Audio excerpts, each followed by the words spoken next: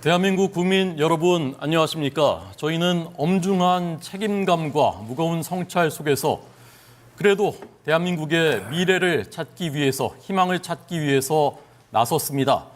우리가 피와 땀과 눈물로 세우고 지킨 대한민국의 자유민주주의, 시장경제, 그리고 공정과 법치, 자율과 혁신을 무너뜨릴 수는 없기 때문이고 그것을 할 사람은 그래도 국민의힘이라고 믿기 때문입니다. 21세기 선진국 대한민국의 지도자를 고르는 국민의힘 대선 후보 경선, 이제 본격적인 막이 오르고 국민들의 관심이 점점 뜨거워지고 기대가 커지고 있는 것을 저희는 체감하고 있습니다. 저는 1차 경선 토론회의 사회자 호준석 대변인이고요. 오늘의 주인공 4명의 후보자를 차례로 소개를 해드리겠습니다. 오늘 이 순서는 사흘 전에 이제 미디어데이가 있었습니다. 그때 이제 선착순으로 오셔서 이 조를 선택을 하셨습니다. 그 순서대로 소개를 해드리도록 하겠습니다. 먼저 이철우 후보입니다. 예, 반갑습니다. 네, 현재 경북지사 그리고 삼선 의원 출신인 이철우 후보입니다. 다음은 나경원 후보입니다. 네, 안녕하세요. 네, 5선 의원이고요. 원내대표를 역임했습니다. 나경원 후보입니다. 다음은 홍준표 후보입니다. 안녕하세요. 네, 우리 당의 대선 후보를 지냈고요. 대구시장을 역임한 홍준표 후보입니다. 네 번째 한동훈 후보입니다. 안녕하십니까? 네, 저희 당 당대표 출신이고요. 법무장관을 지낸 한동훈 후보입니다. 저희가 오늘도 첫 순서는 MBTI 자기소개로 시작을 하겠습니다. 정책이나 공약 어떤 것을 갖고 있는가도 궁금하지만 어떤 사람이냐, 우리나라를 이끌 지도자가 어떤 사람이냐를 국민들께서 궁금해하시기 때문에 그 단면을 보여드리기 위해서 저희가 준비한 순서입니다. 어제는 이제 세 분의 그 후보자, 유정복, 안철수, 김문수 후보는 모두 ENTJ, 대담한 통솔자 이렇게 나왔고요. 양양자 후보는 ENFJ, 정의로운 해결사 이렇게 나왔습니다. 오늘 네 분의 MBTI는 어떤 것일지 궁금하고요. 저희가 화면에 또 띄워서 그 비율을 또 설명을 드리도록 하겠습니다. 자, 순서대로 먼저 이철우 후보께 1분 시작하겠습니다. 예, 이철우 후보입니다. 저는 MBTI 직접 검사를 해보니까 ESFJ 이런 인간 형태로 나타났습니다. 이것은 무슨 말이냐. 사람 성격이 많이 바뀌더라고요. 제 어릴 때는 매우 부끄러워했는데 나이가 들고 갈수록 외형적으로 사람 만나는 걸 좋아하고 특히 정치를 하면서 어떤 일이 있더라도 겁내지 않고 일을 적극적으로 하고 그래서 일철우라는 별명도 가지고 있습니다. 특히 어려운 사람을 보면 적극적으로 도와야 된다. 약자를 잘 돕는 또 눈물을 또 가지고 있는 그런 감정형을 가지고 있습니다. 2년 전에 봉화에 강부가 있었는데 강부를 제가 적극적으로 구해낸 이런 이야기도 있습니다. 저는 오늘 이런 걸 하기 전에 정말 제가 불리한 조건인데도 국민 경선하는데 당에서만 뉴스를 전하는데 제가 참을성이 없었으면 떠났을 겁니다. 그 정도로 참을성이 있습니다. 예. 네, 참을성 있는 사교적 협상가 이철우 후보였습니다. ESFJ 처음 나왔고요. 뭐 잘 아시겠지만 E는 이제 외향형, I는 내향형 이렇게 되어 있는 거고요. N은 직관적, S는 감각적, F는 뭐 이제 감성, T는 이성, P가 즉흥형, J는 계획형 이렇다고 합니다. 자, 그러면 이제 두 번째 나경원 후보 궁금합니다. 1분 시작하겠습니다. 나 후보님. 네, ENFJ 정의로운 해결사입니다.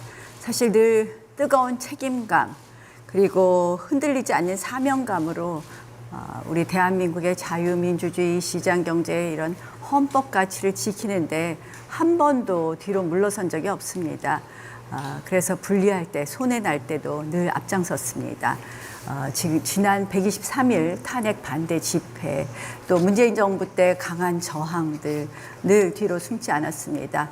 지금 대한민국 위기입니다. 그래서 다시 나섰습니다. 똑 부러집니다. 또 저 나경원 보고 의리 있다고 합니다. 똑 부러지고 의리 있는 정치인 나경원이 국민 여러분들 지키겠습니다. 대한민국의 이 자유민주주의 반드시 지키겠습니다. 네, 정의로운 해결사 ENFJ 나경원 후보였습니다. 자, 이번에 세 번째 홍준표 후보인데요. 홍 후보님 시작해 주십시오. 3년 전에 대선 경선 때 한번 해봤는데 ESTJ인가 그렇게 해서 엄격한 관리자라고 합니다. 당은 물론이고 나라도 큰 위기에 처해 있습니다. 대란대치라는 말이 있습니다.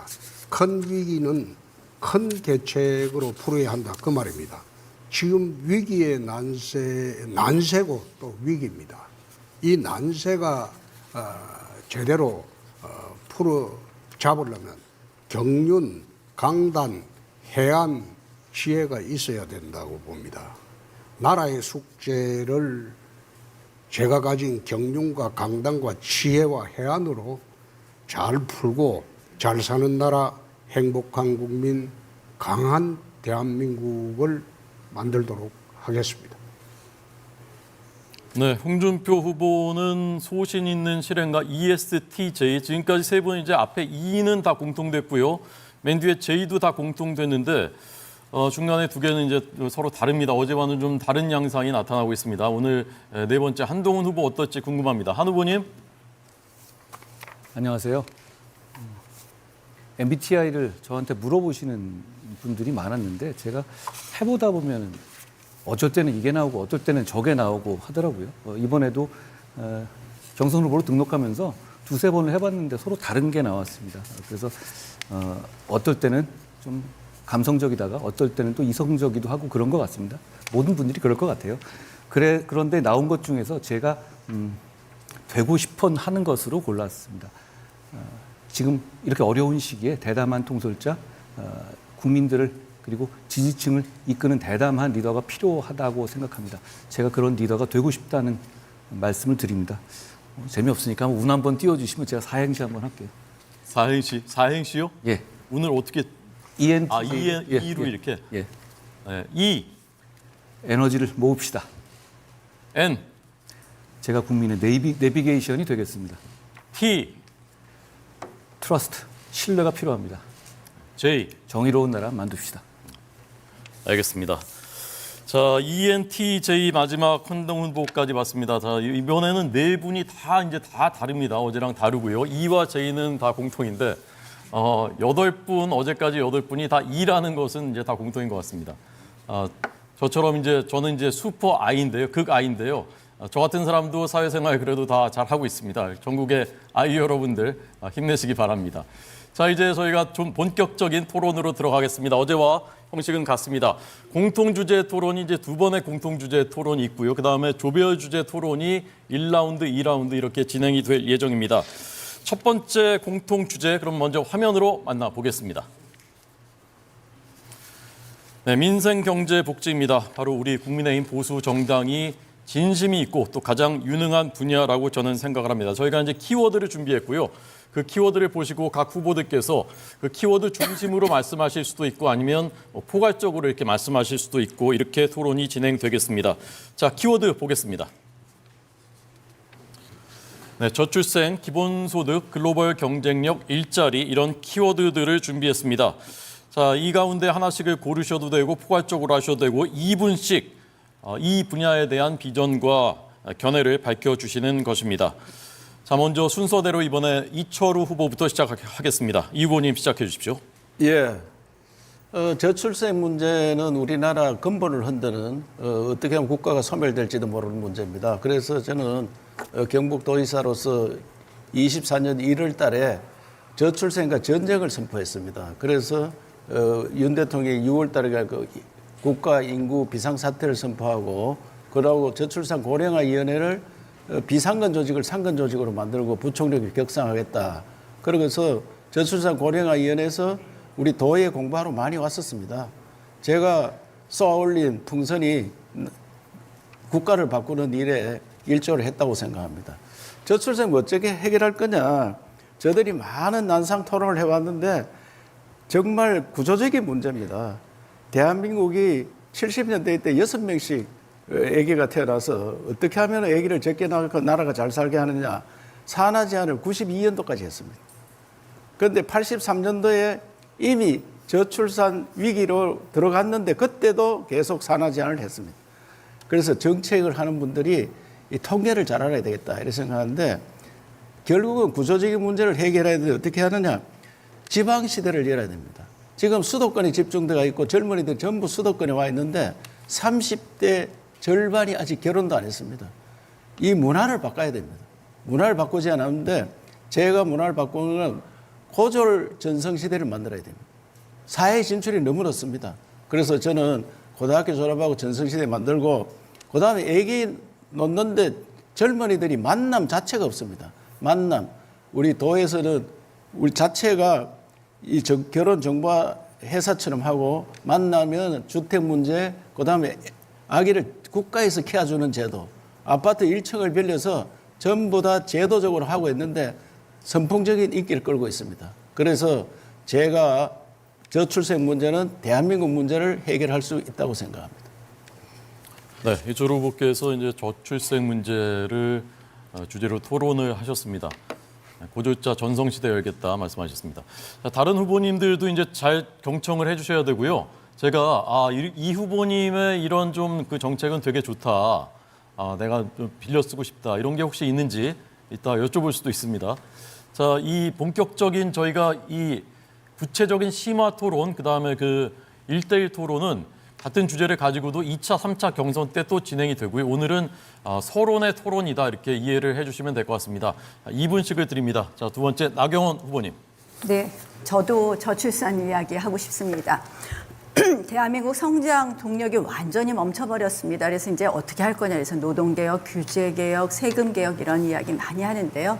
저는 저출산 문제가 해결하지 않고는, 본질적인 문제가 해결하지 않고는 앞으로 나갈 수 없다. 그래서 저는 저출생 문제를 가장 탑 프라이어리티에 올려둬야 된다 이렇게 생각을 합니다.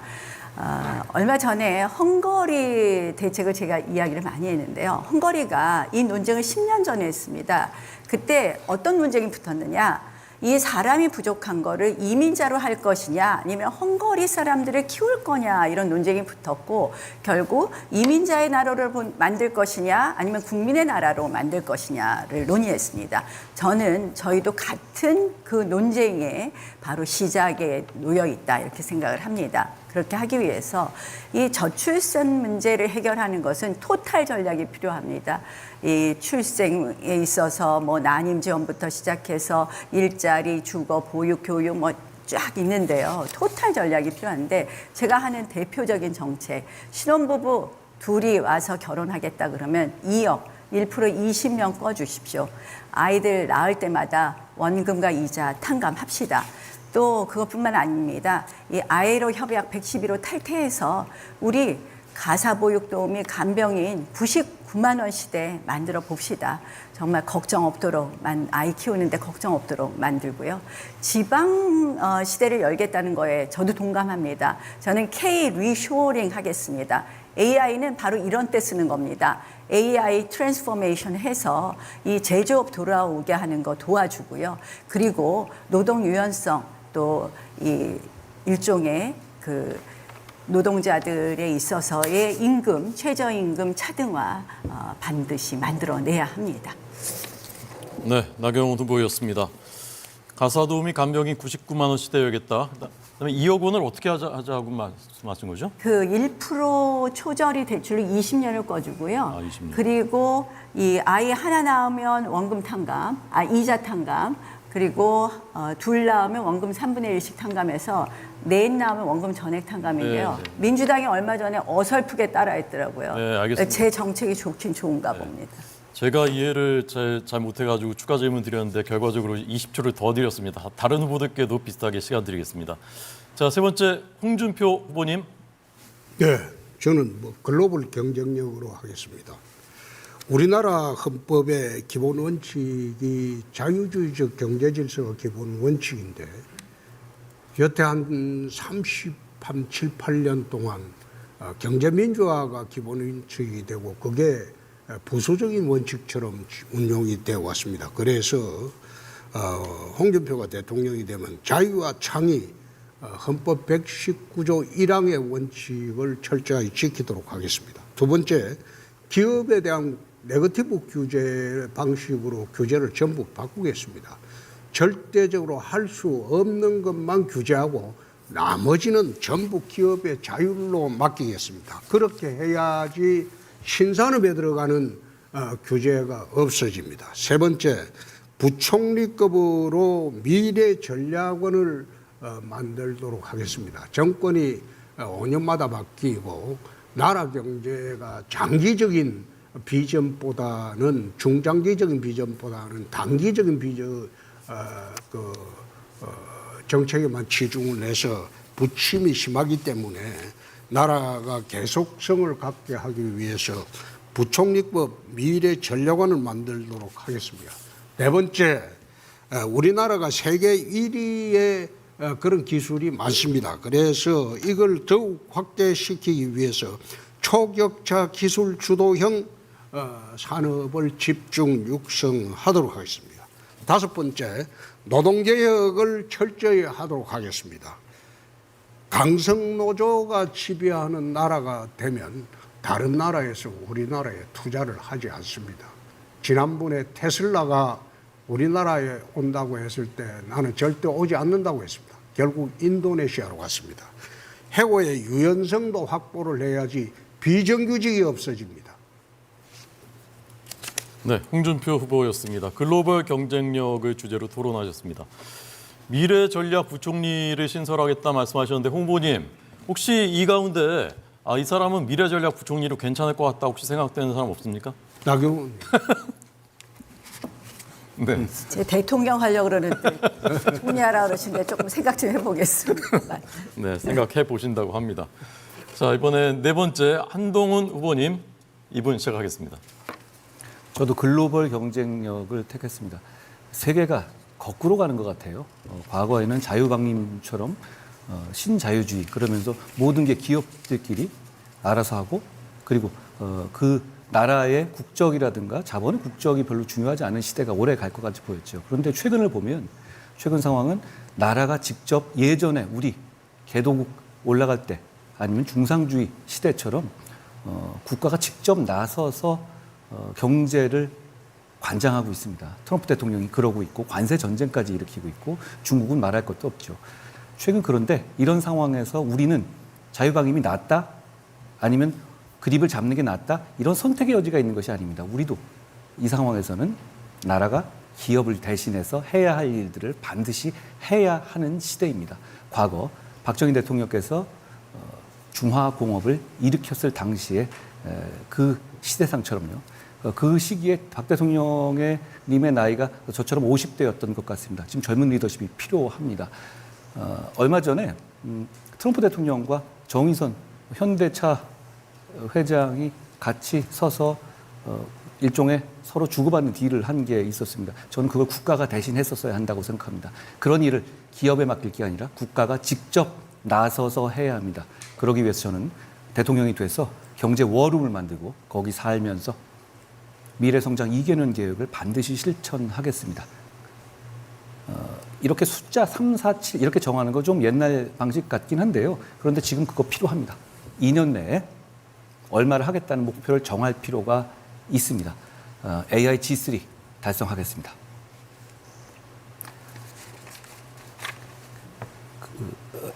70%의 중산층을 만들어 내겠습니다. 국민소득 4만 달러 달성하겠습니다. 이런 수치를 반드시 대통령이 리더십을 발휘해서 기업과 함께 2인 3각으로 해내야 하는 것이 지금 우리가 필요한 글로벌 경쟁력을 이끌어내는 것입니다. 제가 해내겠습니다. 네, 한동훈 후보였습니다. AI G3 4만 불 시대, 그다음에 중산층 70% 347. 한 후보님은 이제 법률에는 뭐 그 최고의 전문가인데 경제 공부도 열심히 많이 하셨습니까? 결국 정치는 경제를 부흥시키고 성장시켜서 국민 잘 살게 하는 것이고요. 그동안에 제가 해왔던 정치의 대부분은 그런 일들이었던 것 같아요. 더 공부하고 더 채워놓고 더 좋은 사람들과 같이 잘 해보겠습니다. 알겠습니다. 이철 후보님은 들으시면서 이런 거 참 괜찮다. 내가 대통령이 된다면 이런 거는 갖다 쓰겠다. 뭐 그런 거 혹시 있으셨습니까? 뭐 다 좋은 이야기고 제일 큰 문제가 저출생 문제 이거 해결 못하면 나라 망하니까 여기에 대해서 좀 더 인식을 같이 하는 게 더 필요하다 이렇게 생각합니다. 네, 알겠습니다. 자, 이런 주제들에 대한 더 심화 토론 저희가 이제 2차, 3차 경선에 올라가면서 더 국민들께 구체적인 비전을 제시하도록 하겠습니다. 자, 이제 두 번째 공통 주제 토론입니다. 두 번째 공통 주제 화면으로 보겠습니다.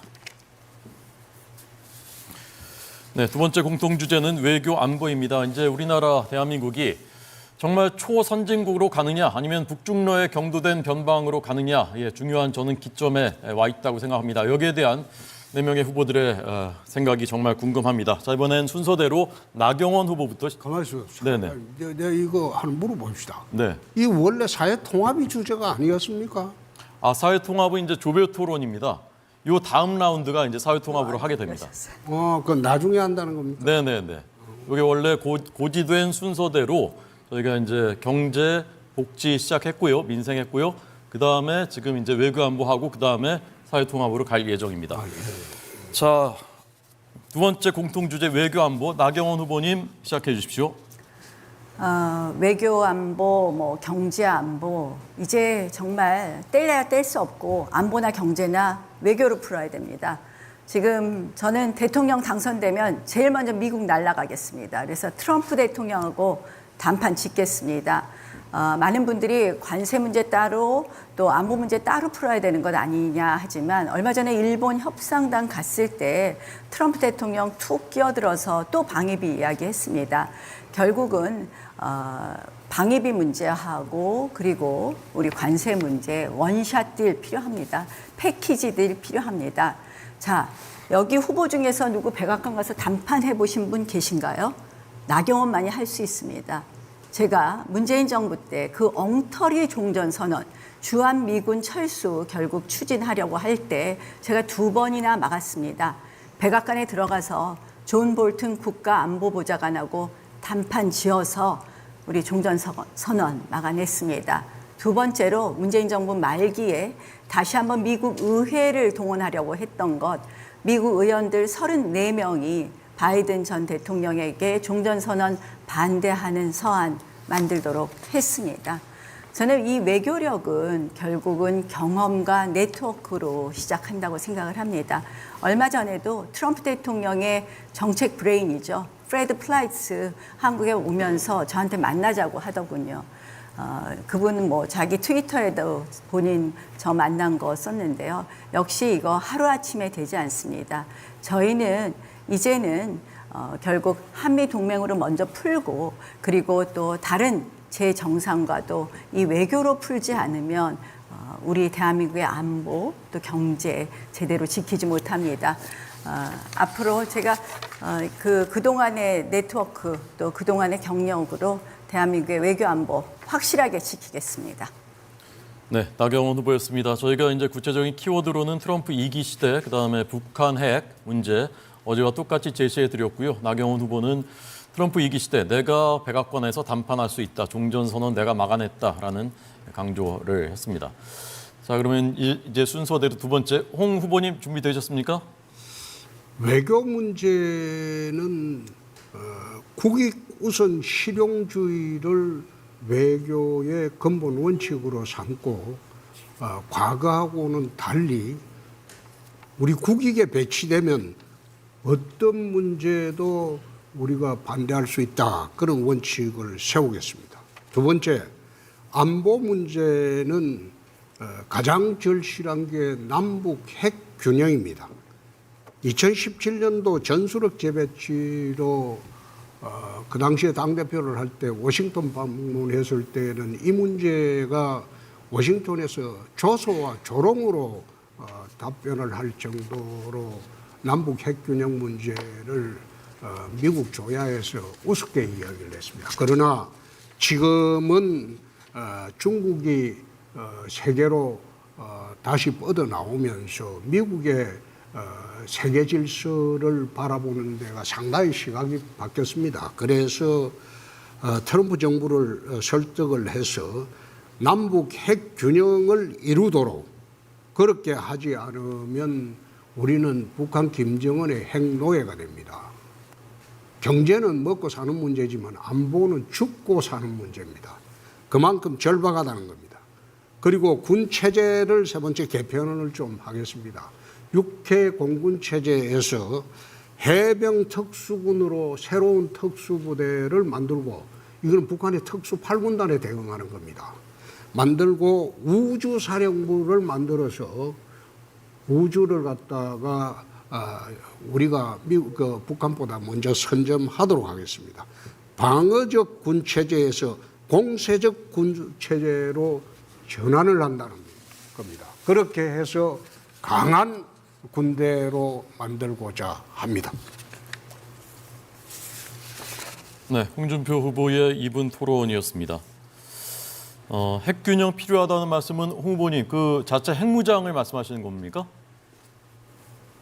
나토식 핵 공유도 있고 그리고 지난번에 윤석열 정부에서 추진하던 그 핵 프로그램 협의제도 그걸 문서화하고 미국으로부터 핵 안보를 문서로 받아내야죠. 네, 알겠습니다. 자, 이번엔 세 번째입니다. 한동훈 후보께서는 어떤 키워드인지 말씀해 주시고 2분 시작해 주십시오. 저도 트럼프 대응 관련한 말씀을 드리고자 합니다. 트럼프 행정부 등장은 표면적으로는 위기지만 우리에겐 기회입니다. 트럼프 대통령은 철저히 실리에 따라 움직이고 있죠. 다행히 미국은 아시아 프라이어리티라는 전략을 쓰고 있습니다. 그리고 그 전략 하에서 대한민국은 트럼프 행정부에게 대단히 중요한 카드들을 가지고 있죠. 특히 해군력을 유지하기 위해서는 중국을 제외하고는 우리밖에 없습니다. 조선업 우리와의 협력은 반드시 필요하죠. 이런 우리가 가질 수 있는 카드들을 들고 실리적으로 협상해 나가야 합니다.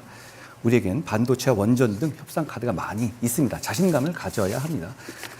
추상적인 동맹국 가치보다 실리를 취하는, 실리를 주고받는 정책을 해야 합니다. 저는 일찌감치 트럼프 행정부의 외교 안보 전략을 충분히 이해하고 있었습니다. 지난 7월 우리 전당대회 당시에 이를 비중 있게 얘기했었죠. 당시에 지금 현재 미국의 외교안보 브레인이 된 에브리지 콜비 국방차관이 제 발언을 보고 브라보, 미국의 외교 정책을 정확하게 이해하고 있다라는 말을 X에 올리기도 했었던 것을 기억하고 계실 겁니다. 다른 후보들이 트럼프와 행정부와 협상력을 강화한다는 말씀을 많이 하시지만 저는 결국은 우리 들고 있는 카드를 가지고 실리로 협상해야 한다고 생각합니다. 이런 여러 사람들 중에서 그런 외교 무대에서 누가 가장 잘 어울릴지를 한번 생각해 봐 주시기 바랍니다. 저는 한국의 법조인이기도 하지만 미국의 법조인이기도 합니다. 미국 뉴욕주에서 변호사 자격을 취득하기도 했었죠. 주요 국가의 리더들이 세대 교체를 이루면서 젊어지고 있습니다. 변화에 적극적으로 대응하기 위해서였죠. 제가 그 일을 하겠습니다. 그리고 단지 미국에 기대는 것이 아니라 제가 얼마 전에 말했듯이 호주, 대만, 일본 등 우방국들과 경제 나토를 구성해서 중국의 한한령 등에 대응할 수 있는 체제도 갖추겠다는 말씀을 드립니다. 네, 한동훈 후보였습니다. 트럼프 대통령을 만나게 된다면 만약에 대통령이 돼서 캐릭터가 좀 잘 케미가 맞을 것 같은가요? 어떻습니까? 굉장히 재미있는 캐릭터시잖아요. 저는 그런 분을 아주 좋아하고요. 즐거운 대화를 할 수 있을 거라고 생각합니다. 네, 알겠습니다. 자, 네 번째 이철 후보님 준비. 네. 국방 외교 분야가 이제 대통령이 해야 될 가장 큰 업무 중에 하나고 가장 중요한 업무입니다. 그런데 상대를 잘 알아야 됩니다. 트럼프를 잘 알아야 트럼프하고 외교를 할 수 있는데 트럼프의 관세를 매기는데 우리나라가 대미 흑자가 갈수록 많이 생기는데 그 이유가 뭐냐. 트럼프 일기 때 우리나라 기업들이 투자를 하락해서 투자를 많이 했기 때문에 거기에 원자재, 중간재가 들어가서 수출이 늘어난 겁니다. 그러면 그 기업들이 철수를 하면은 수출이 늘어나질 않습니다.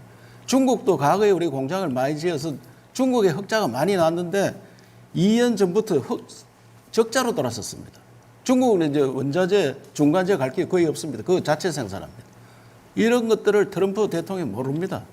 우리가 관세 협상할 때 가서 너 미국에다 공장을 많이 지어서 우리가 원자재, 중간재에 가는데 공장을 철수하면은 우리가 무역 적자로 돌아설 수 있다. 이런 것들을 협상 대상으로 삼아야 돼요. 그리고 트럼프는 거래의 기술이라는 책을 썼습니다. 제가 그거 읽어보니까 상대한테도 도움이 되고 자기한테 도움되는 일을 해라. 그래서 이번에 에이펙을 10월 31일, 11일 날 경주에서 하는데 그때 트럼프 대통령을 꼭 참석하고 트럼프 대통령이 러시아 전쟁을 끝내면 푸틴을 데려오도록 하고 거기에 또 하노이 빅딜을 실패했기 때문에 김정은하고 같이 경주 빅딜을 하면은 트럼프는 노벨상을 받을 수 있는 절호의 기회입니다. 그런 기회를 주면은 트럼프가 달라집니다. 저는 핵 문제는 우리나라 핵 개발한다면 수출을 먹고 사는데 굉장히 어려움이 있기 때문에 미국에 있는 전술핵을 갖다 놓는 게 좋다. 저도 국회 정보위원장 할 때도 전술핵 유치를 위해서 미국에 2차례 다녀온 적이 있습니다. 그런 전략을 갖고 해서 북한하고 대치하는 게 좋겠다 이런 생각을 갖습니다. 네, 이철우 후보였습니다. 이보님은 이제 경북지사신데요. 트럼프 대통령이 만약에 경주에 이제 오게 되면 에이펙 때 어디를 좀 보여주고 좀 어떤 걸 이렇게 좀 하면 그래서 경주 에이펙이 된 이유도 우리가 한류 때문에 세계적으로 보여줄 게 너무 많이 있다. 그래서 경주 자체가 세계 문화유산이고 그 세계 지붕 없는 박물관이기 때문에 그 자체가 다 보여줄 건데 특별히 만찬장을 경주 박물관을 했는데 거기 가면은 에밀레 종이라고 우리 다 아는 세계에서 종이 가장 소리가 좋은 겁니다. 그 에밀레 종을 한 번씩 치면은 1500년 전에 만든 거다 하면 미국 사람들이 깜짝 놀랄 겁니다. 네. 우리 문화가 보여줄 게 너무 많습니다. 네, 트럼프 대통령이 에밀레 종을 치는 모습 한번 보고 싶습니다. 자, 나 후보님 외교안보 전문가신데요. 지금 새 후보님 토론 들으면서 이런 부분 공감이 된다 하는 부분이 있었습니까? 전체적인 기조에는 공감을 합니다. 근데 이제 과연 누가 할 수 있느냐. 한동훈 후보 저 미국 변호사 자격증 있다고 하시는데 법조인하고 정치는 좀 다르다. 외교는 역시 이 축적된 경험이 필요하지 않을까 그런 말씀 드리고요.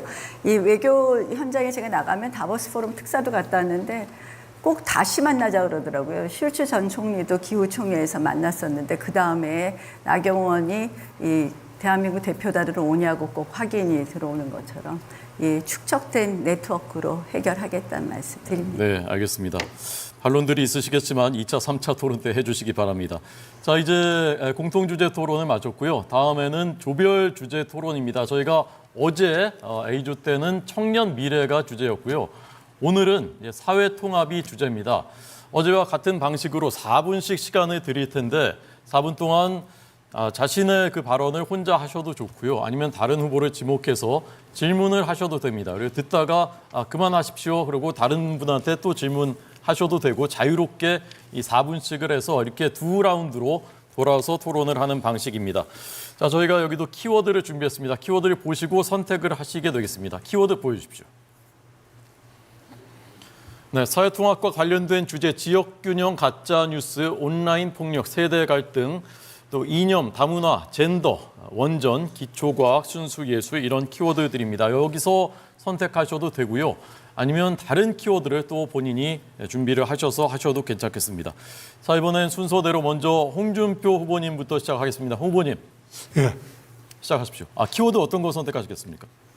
저는 좌우 갈등을 하겠습니다. 좌우 이념 갈등. 네, 4분 시작하겠습니다. 우리 한국 사회의 보수 진보 갈등, 좌우 갈등이 시작이 된 것은 2002년도에 노무현 대통령 시대부터 본격화가 됐습니다. 한 20년 동안 보수 진보, 좌파 우파 갈등이 극에 달해 가지고 지난번에 비상계엄과 그리고 탄핵 소추가 그게 가장 극적으로 충돌한 사태라고 봅니다. 그래서 우리 한국 사회는 지금 좌우 갈등, 보수 진보 갈등으로 물론 영원한 갈등도 있고 세대 간의 갈등도 있고 젠더 갈등도 있고 다 있지만은 가장 지금 심각하게 보는 게 보수와 진보의 갈등입니다. 좌파의 우파의 갈등이고 그래서 국회 가서도 이 사람들은 지금 서로 말을 하지 않아요. 상대방 국회의원하고. 그러니까 나라가 안정될 리가 없죠. 그래서 가장 시급한 문제가 이러한 보수 진보 갈등, 한 20년간 지속된 이런 갈등을 어떤 식으로 우리가 치유를 하고 새로운 대한민국을 만들 것인가, 그게 저는 가장 시급한 문제로 봅니다. 그래서 통합의 가장 우리가 수행 수단으로 사용해야 될 게 첫째가 국익입니다. 지금은 서로의 진영 논리에 얽매여서 우리 진영의 사람이라면 도둑놈이라도 오케이고 강도라도 오케이고 어떤 범죄를 저질러도 오케이가 돼버린 그런 기형적인 사회가 돼버렸습니다. 그렇게 하다 보니까 온갖 범죄를 다 저지르고 나쁜 짓 다 한 사람이 지금 사실상 민주당 후보가 돼가지고 세상을 흔들고 있습니다. 이게 아주 비정상적인 사회가 되어가고 있습니다. 그래서 이런 것을 우리가 타파하기 위해서 좌우 갈등을 해소하는 첫째 논리로 첫째 모든 것을 국익으로 두자는 겁니다. 나라의 이익, 국민의 이익이 되어야지 이게 진영 논리가 깨어집니다. 그래서 첫째, 모든 정치나 나라 통치를 국익을 중심으로 해결을 하고, 두 번째, 로마 철학자 에울피아누스가 정의의 개념을 이렇게 한 게 있습니다. 각자에게 그의 것을 주는 것이 정의다. 이렇게 정의를 한 일이 있는데, 야당은 야당의 것을 주어야 돼요. 또 여당은 여당의 것을 줘야 되고, 자본가는 자본가의 것을 줘야 되고, 노동자는 노동자 것을 줘야 됩니다. 각자가 자기 것을 뺏기고 자기 영역을 침해할 때 그때부터 갈등이 생기고 투쟁이 생기게 됩니다. 그래서 각자에게 그의 것을 주는 그런 정치가 되고 나라가 되어야 됩니다. 그렇게 해야지 좌우가 공존하고 보수 진보가 공존하는 나라가 됩니다. 그렇지 않으면 한쪽이 한쪽을 억압하는 그런 20년 동안의 정치 행태, 통치 행태는 갈등만 폭발시키고 합의가 안 되고 나라는 혼미하게 돌아갑니다. 그래서 제가 대통령이 되면 가장 먼저 해야 될 게 국익 중심으로 나라 운영을 하겠다. 그리고 두 번째, 각자에게 그의 것을 주는 그런 정치 문화, 사회 제도를 채택하겠다. 그런 말씀을 드립니다. 네, 알겠습니다. 홍 후보께서는 그 질문은 하지 않으시고 본인이 진단 그리고 해법을 말씀하셨습니다. 두 번째 순서는 한동훈 후보인데요. 어떤 키워드입니까? 저도 사회 갈등이라는 키워드로 하겠습니다. 네, 자 4분 시작하겠습니다. 우리 사회의 극단적인 갈등 상황이 결국 한쪽에서는 계엄, 한쪽에서는 30번의 탄핵 시도로 극단적인 결과를 맞이했습니다. 이번 선거는 계엄으로 인해 하게 된 선거이기 때문에 불편하지만 계엄에 관한 질문을 우리 정치인들에게 국민들이 하실 수밖에 없습니다. 저는 우리 당이 배출한 대통령이 한 것이라 하더라도 비상계엄은 불법이라고 봤고 그래서 앞장서서 막았습니다. 국민이 먼저였다고 생각했기 때문입니다. 비상계엄에 반대하지만 탄핵할 정도는 아닌 경미한 과오다라고 생각하시는 국민들도 계시는 것으로 압니다. 국민들의 입장에선 충분히 그렇게 생각하실 수도 있다고 생각합니다. 그렇지만 책임 있는 정치인으로서 저는 그 영역은 존재하지 않는다고 생각합니다. 계엄 자체가 정당한 것이라고 생각하거나 아니면 계엄이 잘못된 것이고 결국 계엄을 한 대통령이 직무수행을 수행할 수 없다라고 보거나 저는 이 둘 중에 하나라고 생각합니다. 계엄은 반대하지만 경미한 과오일 뿐이라고 생각하는 것은 넓은 의미에서는 계엄 옹호라고 볼 수 있기 때문이죠. 제가 공격하려고 드는 것은 아닌데요. 후보님들께 제가 간단하게만 질문 드리겠습니다.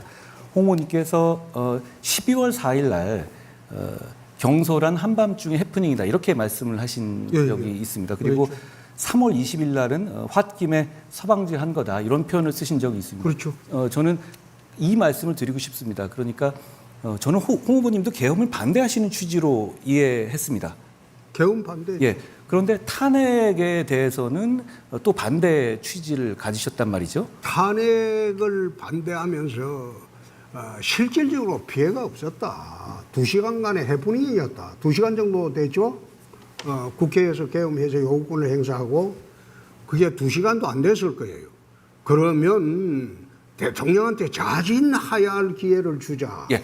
그 제가- 이야기를 한 겁니다. 제가 주도권 토론이니까 말씀드리면 다만 대통령께서는 그 이후에 자진하야 논란이 있을 때마다 자진하야의 생각이 없다는 면을 분명히 밝히신 상태였거든요. 그렇다면 홍 후보님 말씀도 대통령이 직을 그대로 유지할 수 없다는 점에는 동의하셨던 것 아닌가요?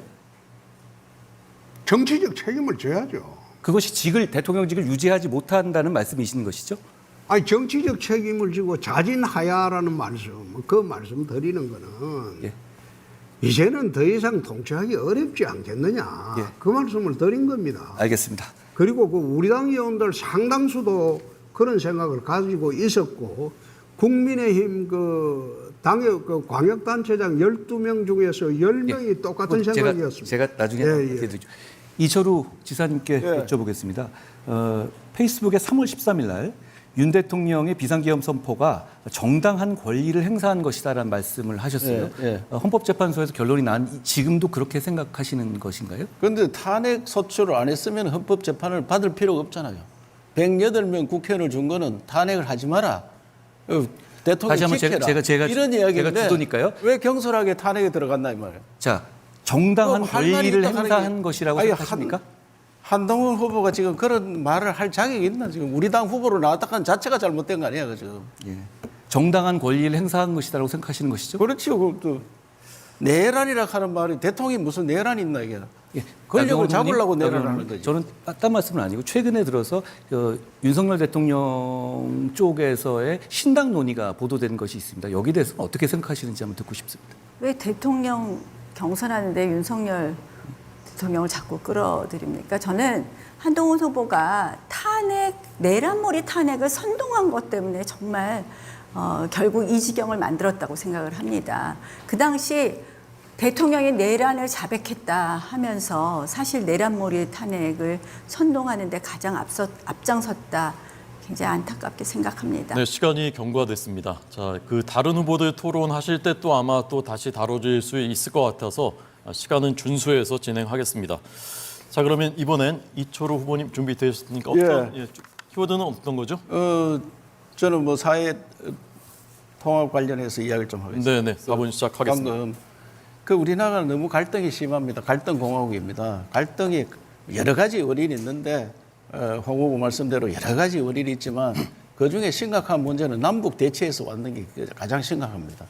제가 1월 19일 국회에서 연성사상전에서 말씀드렸는데 지금 우리가 알고 있는 미선이 효선이 사건, 강우병 사건, 사드 사건 이런 것들이 다 반미 때문에 일어난 겁니다. 나라를 뒤집을 정도로 떠들었는데 그 뒤에 강우병 걸린 사람 봤습니까? 사드 제가 직접 했는데 직접 많이 당했습니다. 제가. 멀쩡한 사람이 저한테 그냥 쌍욕을 합니다. 사람이 그래 바뀝니다. 사상적으로 굉장히 무섭습니다. 이렇게 되는데 우리 당에서 탄핵에 들어간 것도 사상전이 말려들었다고 생각합니다. 왜? 이 사람들이 내란이라 하니까 겁이 나가지고 내란 속에 막 이러니까 겁이 나가서 탄핵에 들어갔는데 국민들은 탄핵 그다음에 거부권 행사 이때 그래도 국민의힘이 최대한 그거는 지켜라. 그래서 108명이나 줬는데 그것도 모르고 그 들렁 들어가가지고 오늘날 조기 대선을 오게 만들었습니다. 그래서 박근혜 탄핵 때도 그런 일이 있어서 적폐청산을 해가지고 보수가 거의 괴멸되다시피 했습니다. 자유우파가 괴멸됐습니다. 그게 장관을 여기 앉은 한 후보 아닙니까? 이재용 같은 사람이 말 빌려줬다고 해가지고 지적사니까 지금 삼성이 어떻게 됐습니까? 삼성이 투자 기회를 놓쳐가지고 지금 점점 떨어져 있고 나라가 이렇게 어려운 정도로 갑니다. 이게 사상전에 밀리는 겁니다. 저는 갈등을 해소하기 위해서 영원한 화합에서 동서화합 포럼도 하고 김대중 대통령이 생가도 가고 박정희 대통령 생가고 국회의원한테 많은 노력을 했습니다. 그런데 선거 한번 거치면은 아무런 효과가 없습니다. 그래서 사상전에 대치도 해야 되고 이 선거의 제도를 바꿔야 된다. 갈등을 없애기 위해서는 어떻게 해야 되느냐. 선거를 소선거, 중선거, 대선거로 바꿔야 됩니다. 5명 뽑을 때는 5명을 한꺼번에 뽑으면은 여러 당이 들어갈 수 있습니다. 이와 같이 일당 독점이 안 됩니다. 그렇기 때문에 저는 선거구제 바꿔서 해결을 하고, 그리고 이 사상전이 가랑비 옷 젖듯이 우리 당이 자유우파가 늘 당합니다. 자유우파가. 좌파들은 고도의 전술을 가지고 있습니다. 특히 우리 당은 대책을 못합니다. 대책을. 이 대책을 못해가지고 박근혜도 탄핵시키고, 박근혜 탄핵되고 난 다음에 뭐가 달라졌습니까? 우리 당만 쪼그라들고 대통령이 뭘 잘못했느냐 이야. 그 때문에 가짜 뉴스 때문에 다 당한 건 아니냐 이야. 가짜 뉴스 때문에. 그 가짜 뉴스 때문에 당하는데 그때는 칼춤을 춘 사람이 있고 하양 연하락하고 그렇게 즐기던 사람이 우리 당 후보로 와 있다 하는 것이 저는 굉장히 부끄럽게 생각합니다. 그리고 지금도 이 조기 대선을 치르면서 얼마나 고통을 받고 있습니까? 이게 만약에 우리가 정권 수호를 못한다면 어떻게 되겠느냐 이게. 그때 적폐청산의 10배가 더 되는 내란 청산이라 하는 어마어마한 겨울이 오리라 생각합니다. 여기 우리가 절대로 대비를 해야 되고 이런 갈등은 없었는데 우리 자체가 이념적으로 무장이 돼야 됩니다. 우리 당이 전혀 무장이 안 되고 있습니다. 당원인지 그냥 일반인인지 구분이 안 갑니다. 그래서 이번에도 그런 경우를 당하고도 우리가 정신 못 차리면 안 되니까 저는 내란몰이 이런 그 사상전에 말리 안 들도록 방첩청을 만들어야 됩니다. 공수처 그런 거 없애고 중앙방수청을 만들어서 사상전에 대비하는 고도의 수사기관이 있어야 된다고 생각합니다. 이런 일들은 제가 잘 할 수가 있습니다. 예. 네, 이철 후보였습니다.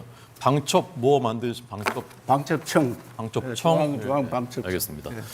자, 이번에 네 번째 나경원 후보님은 어떤 키워드 선택하셨습니까? 저 홍준표 후보님, 이철우 후보님께서 제가 하고 싶은 말씀 다 하셨네요. 제가 사실은 이념 갈등 말씀드리려고 했습니다. 시작하겠습니다. 지금 이제 이념 갈등을 통합해야 된다. 국민들께서 너무 싸우지 않느냐 하지만 결국은 대한민국의 이념 갈등이 헌법 가치 안에의 보수 진보의 갈등이라면 우리가 충분히 논쟁하고 거기서 통합도 만들어가고 할 수 있을 겁니다. 근데 중요한 것은 결국 친북 세력들의 이 헌법 가치를 뛰어넘는 그런 갈등이기 때문입니다. 지금 한번 민주당 보십시오. 민주당 공약을 한번 보십시오. 이재명의 그 민주당 일부 세력은 저는 친북 세력이라고 볼 수밖에 없습니다. 국정원에서 간첩 수사권 뺐더니 이번에 공약이 방첩사 해체하겠다는 겁니다. 그리고 국가보안법 폐지 또 나오고 있습니다. 저는 그래서 이번 대선을 우리가 무슨 중도 확장 이런 얘기할 게 아니라 체제 전쟁이라고 선포해야 된다는 겁니다. 그 헌법 가치가 분명하고 법치, 상식, 헌법 가치가 딱 서야지 거기서 사회 통합이 있을 수 있는 겁니다. 저는 그래서 이 가치를 분명히 하는 것부터 시작해야 된다라는 말씀을 드립니다. 그래서 이 국민 통합 이전에 그러면 자, 그럼 우리 당의 보수 통합은 어떻게 되느냐를 또 봐야 될 것 같아요. 우리 당의 뭐 스펙트럼이 넓은 건 좋지만 이것도 역시 국민의 힘이 우리가 무슨 단순한 뭐 이것이 사교 클럽이 아니잖아요. 우리가 이념 정당입니다. 가치 정당입니다. 이것을 내세우는 것을 우리가 당연하게 생각을 해야 되는데 우리는 늘 패션 우파, 뭐 중도 확장 이러면 표 가져오는 줄 압니다. 그럼 좌파 정당 찍지 왜 우리 정당 찍습니까? 중도연 하는 것으로는 안 된다. 그래서 우리 가치를 확실히 무장하게 해야 되고 하는데 제가 그래서 보수 통합을 누가 잘할 수 있나 봤습니다. 왜냐하면 이번 선거도 보수가 통합되어야지 중도로 나갈 수 있고 그 힘으로 선거를 이긴다고 하는데요. 한동훈 후보님, 제가 보니까 이 경쟁력 조사, 여론조사가 있는데 한동훈 후보보다 제가 한 7%포인트 더 우위더라고요. 이재명 후보에 대해서. 그래서 제가 한번 자세히 봤어요. 그랬더니 우리 당의 전통적인 지지층이 있는 부울경 또는 TK에 있어서 저는 이재명 후보를 이기는데 한동훈 후보는 이기지 못하더라고요. 한동훈 후보님, 뭐 그동안 좋은 자리도 많이 하셨는데 보수 통합을 위해서 이번에 대통령 후보는 좀 그만두시고 좀 헌신하시면 어떻겠습니까? 저는 나경원 후보님의 정치를 응원하겠습니다. 그리고 저도 국민을 위해서 지금 제가 하시겠습니까? 지금 이 안 상황에서- 하시겠습니까? 이 상황에서 제가 꼭 필요한 위치에 있다고 생각해요. 그래서 제가 최선을 알겠습니다. 다하겠다라는 말씀을 드립니다. 예, 네, 알겠습니다. 헌신하거나 희생하시지 않겠다고 했는데 저는 사실 이번에 한번 헌신하시면 굉장히 큰 정치적 자산이 되시지 않을까 그래서 말씀드렸습니다. 자, 이게 사실 이제 아까 홍준표 후보님께서 국익 말씀하시지만 이런 가치가 바로 서야지 그다음 정말 국익을 기준으로 논의하자 이런 것이 시작된다. 그래서 헌법가치 바로 세우는 것부터 시작을 해야 된다는 말씀이고요. 이철우 후보님께서 말씀하신 인지전에 대해서 저는 사상전에 대해서 아주 깊이 공감합니다. 실질적으로 우리 댓글이라든지 사이버, 이 온라인 여론 조작이라든지 이런 부분에 있어서 대한민국이 무방비입니다. 그래서 제가 최근에 댓글 국적 표기법을 발의했습니다. 그런데 지금 이제 아직 국회에서 그냥 논의가 안 되고 있는데요. 이것부터 시작해서 사상전에 대비하는 것을 우리가 준비해야 된다. 저는 사이버 사령부 격상하겠다. 그리고 대통령이 직접 챙기겠다라는 말씀 드리겠습니다. 네, 고맙습니다. 나경원 후보였습니다. 토론이 열기가 점점 뜨거워지고 있습니다. 우리 국민의힘은 건강하고 치열한 토론이 가능한 그런 당이죠. 다른 어떤 당을 염두에 두고 말씀드리는 것이 아니고요. 저희가 그렇다는 얘기입니다. 단일대우로 가는 그런 과정이라고 저는 생각을 합니다. 자, 이제 2라운드로 넘어가겠습니다. 2라운드도 마찬가지 똑같은 방식으로 진행이 되고요. 키워드는 앞에서 나왔던 것들을 다시 선택을 하셔도 괜찮고 아니면 다른 걸 선택하셔도 괜찮습니다. 자, 이번엔 순서대로 한동훈 후보부터 시작하겠습니다. 예, 시작하겠습니다.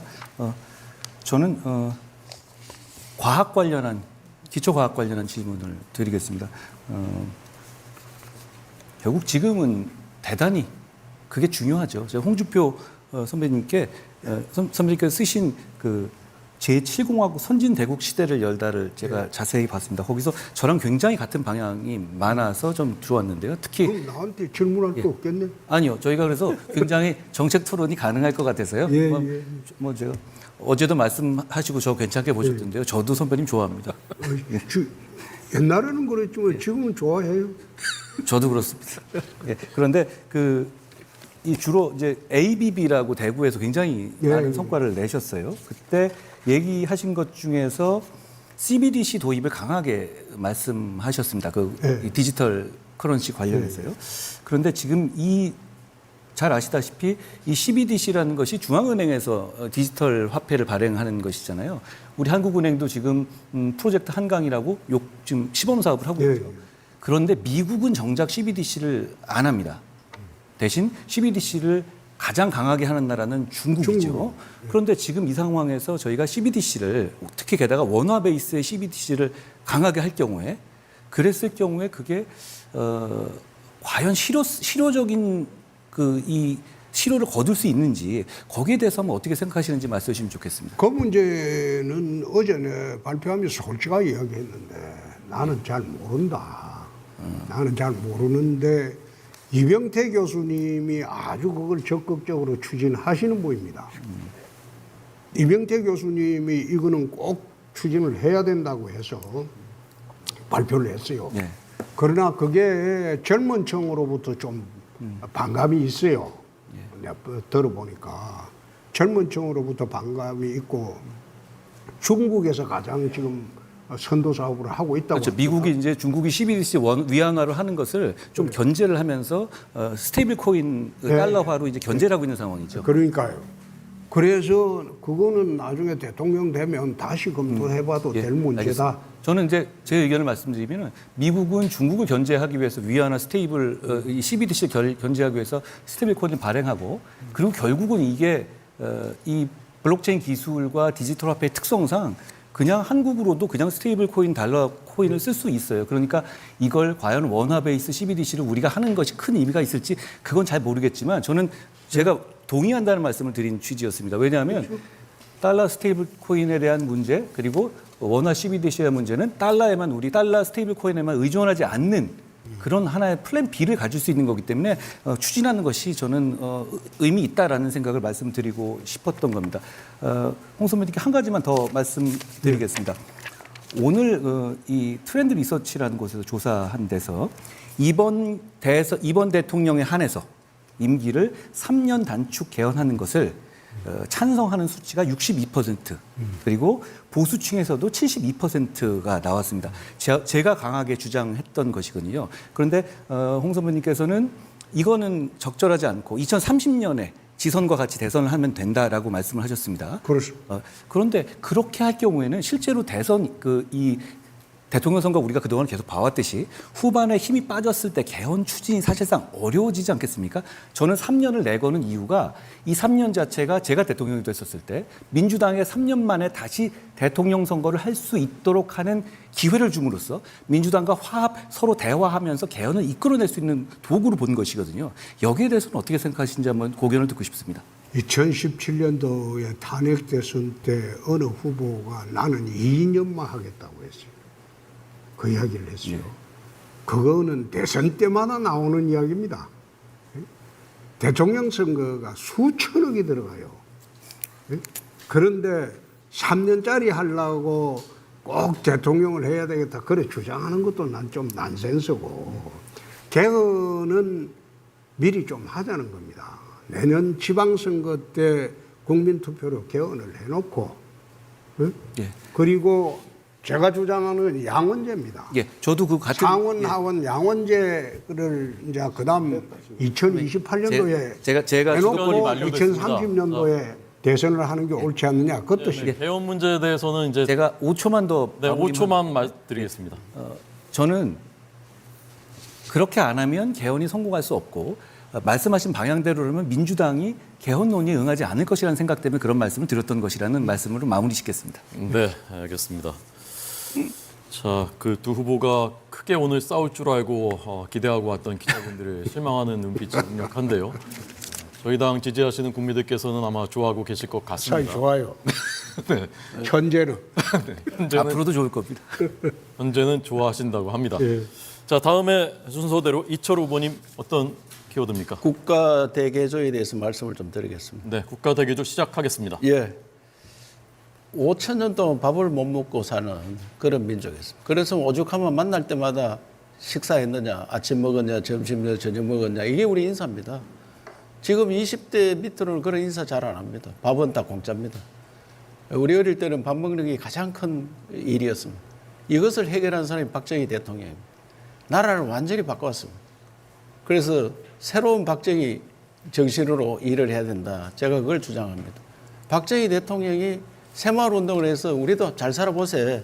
이제 잘 살게 되었습니다. 이 어떻게 운동을 바꿔야 되느냐.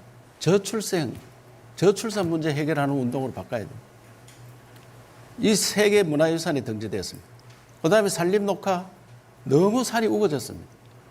이것도 세계 문화유산에 등재됐습니다. 그런데 산이 돈이 안 됩니다, 지금.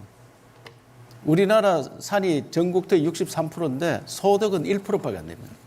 그래서 저는 이번에 산불 났는 거 보고 지난번에 울진에 산불 났는 거 보고 이거 대전환해야 된다. 도지사는 도저히 못합니다. 대통령이 돼야 이걸 할 수 있습니다. 그래서 산림이 돈이 되도록 해야 됩니다. 낮은 산은 다 깎아서 청년들 일자리를 만들어줘야 됩니다. 스마트팜 만들고 그 리조트 관광 자원화하고 그래 하면은 청년들 일자리도 많이 생기고 한류에 따라서 그 가공식품을 만들어서 돈도 많이 벌 수가 있습니다.